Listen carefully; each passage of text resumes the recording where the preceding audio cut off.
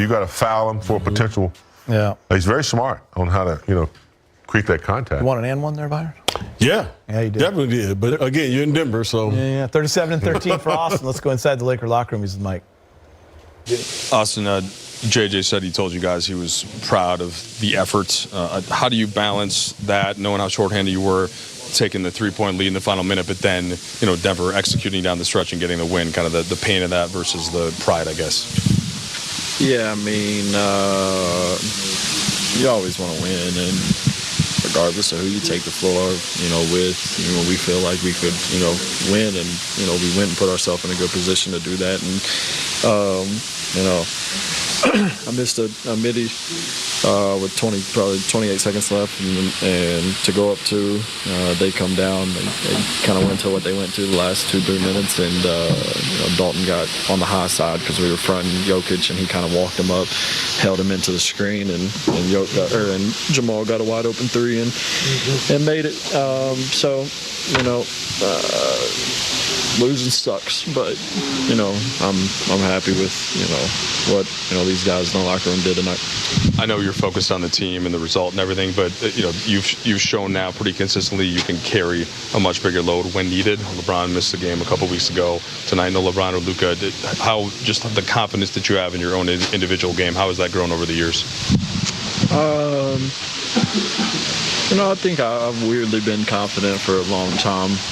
It's just being on the stage for the world to see. But I tell you all the time, I just try to play the game the right way. And when shots fall, it looks good. And when shots don't fall, everybody's ready to kill me. So,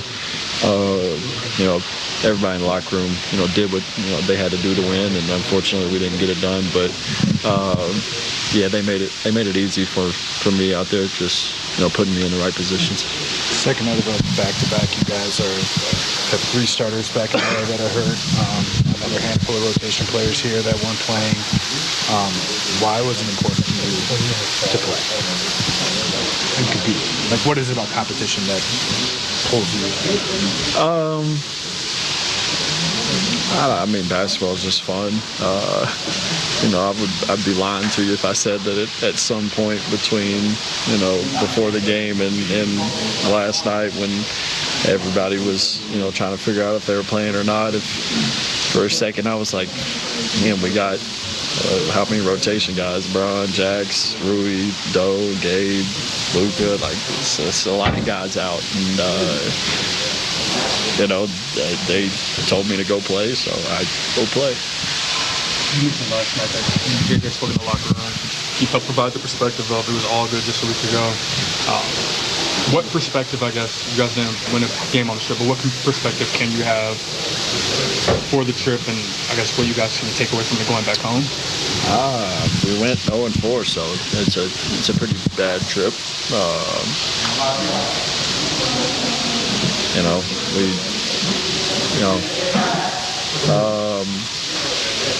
But like JJ said a week ago, everybody was like Lakers in 5, so we don't listen to any of it.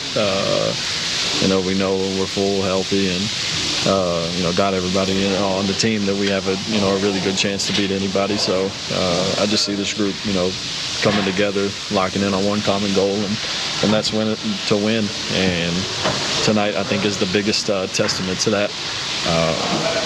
Very shorthanded and went and played a really good basketball team with probably the best player in the world. And went toe to toe and had an opportunity to win it and just didn't execute the last 50 seconds. So I guess that's what you take positive. Last question. There's value in these opportunities for guys when people are out. What did you make of Dalton tonight and kind of the chance he got to kind of flex his offensive muscles the way that he's probably most comfortable? Yeah, I told him in the huddle, I said, hey, if you want to shoot it, shoot it. I don't care if you shoot it 35 times. We're going to need every bucket you can get. So he's a hooper. He's someone that likes to compete, plays hard.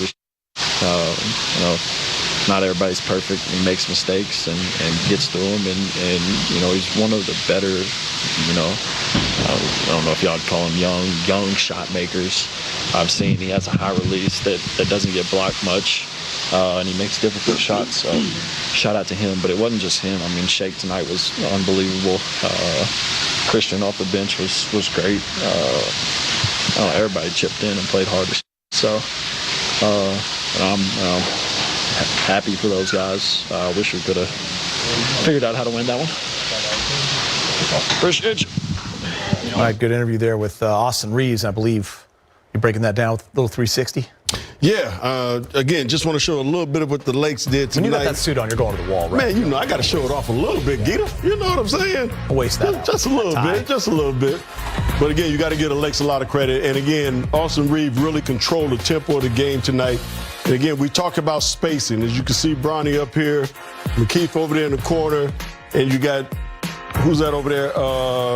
Number 20, Smith over there in the corner. But again, all he does is just really occupies the joker, and big fella gets to the basket. And again, just the spacing that we kept tonight was great. That's why we got so many great shots. You would normally say, listen, don't throw the ball to a big man that's 25 feet away from the basket, but Lynn did a really good job of catching the ball and looking at Vandy, who was cutting to the basket, who gets a layup. He wanted the lob, but he took the layup, all right? So, again, just good ball movement here as well, good spacing. Again, you got AR coming off. You got the big fella setting another pick. You got Dalton over there on the wing. And look at the spacing again. You do not move. He's occupying guys. And what this does is now when you got guys running it, you get a chance to get to the basket. And that's what Dalton took advantage of. He's had Murray running out at him. And again, another high pick and roll situation here. But I love this one because Vandy, he catches and they know you got AR coming off. Little fake, turns, gets to the basket. Aaron Gordon was like, because he was ready to help, but he wasn't able to get there. And you got to like the way that they just kept the floor spread. And the Joker, they really tried to put him in a lot of ball pick and rolls and get him occupied on the defensive end. Because as great as he is as a basketball player, he's not that great on that defensive end. Mm-hmm. So you got to take advantage and you got to make him work. And I thought the Lakers did that tonight. Got to make him move. Got to make him move. That was Shake Milton in the corner. Shake, that's right. That was Shake. That was my fault. I said Smith. But you're right. This unit, discombobulated, don't play together that much. But apparently you can tell that Redick's message has been getting through. Because to have these guys come in the game and play the way the Lakers have been playing, hard, defensively, together, that's a good thing. And that's one thing we were talking about pregame, how they're going to measure up. They measured up tonight. They did, no doubt. Yeah. You remember we said play harder, but also play smarter. Yeah. And I think they did that for 47 minutes and 10 seconds. It was the last 50 seconds, basically, of the game. Yeah, they were right there. We've got more to come. No LeBron, no Luka.